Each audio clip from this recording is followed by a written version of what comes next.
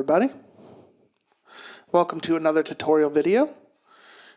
Today we are going to be talking about adding a little bit of sub frequency to the kick drum.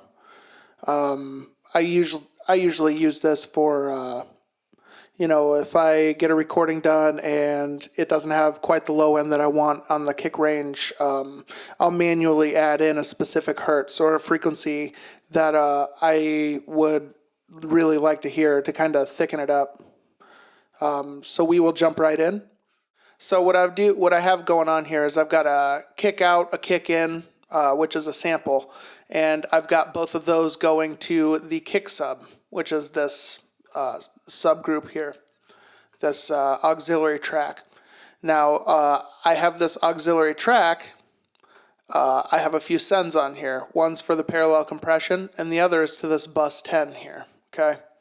Now I know you're thinking, what does this have to do with kick sub? But I'm kind of just showing you how I've got this whole system set up, because it's a little confusing to get going. But once you understand the routing of everything, it's a really awesome tool that you can use.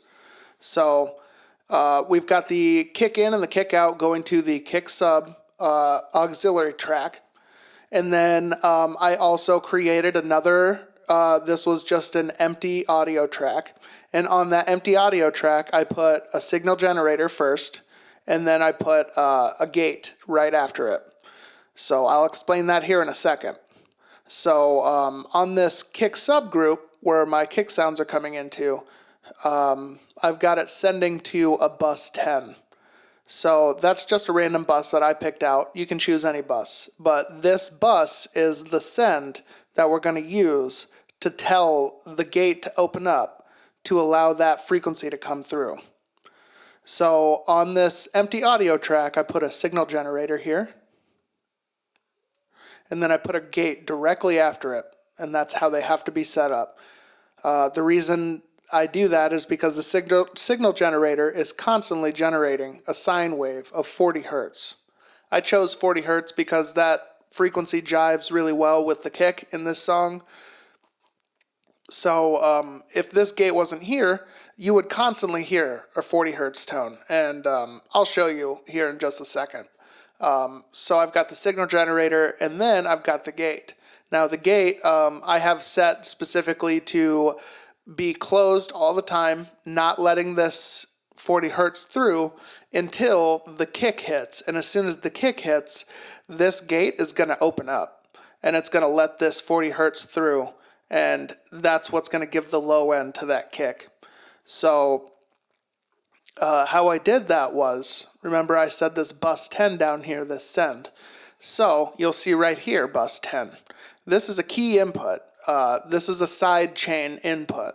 Now, what that means is I'm taking my kick sound, and only my kick sound, from my kick sub bus.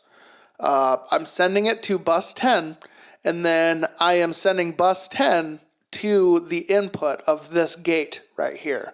So this gate is only reading the audio coming from that kick, from that bus 10. So that gives me complete control over this gate with the kick. Now, every time the kick hits, according to how I have things set here, it will open this gate and it'll allow that sub frequency through. And then when the kick is not playing, like right now, you'll see it's reducing all of the signal coming through. So, for example, if I bypass this gate, if you have headphones on, you'll be able to hear it, because 40 hertz is pretty low. I'll bypass this gate and you can hear the 40 hertz just constantly coming through. And you can see right here the gain reduction is gone because it's letting that signal through. Then I'll activate this gate and bam, it pauses, it stops that 40 hertz from coming through. Now I'll go ahead and solo my kicks and the sub frequency here, and I will give you an example of what it sounds like with and without. And then you can kind of see how it's going on the gate. So now I'll go ahead and just play these tracks so that way you can kind of hear what it sounds like with everything together. So you can see this gate is reacting to that kick with that bus send. And that's just letting this through, and you can hear the sub coming through from this track. And you can really hear the difference when I mute it. I'll go ahead and just mute this here. So that's without the sub, and that's with the sub. It's a subtle difference.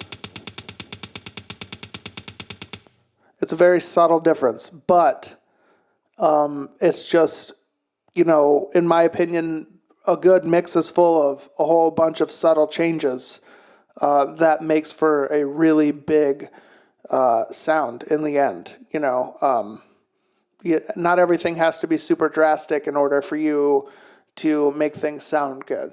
So this is just a good example of a way that you can fill out that low end with that kick and kind of save your recording, you know.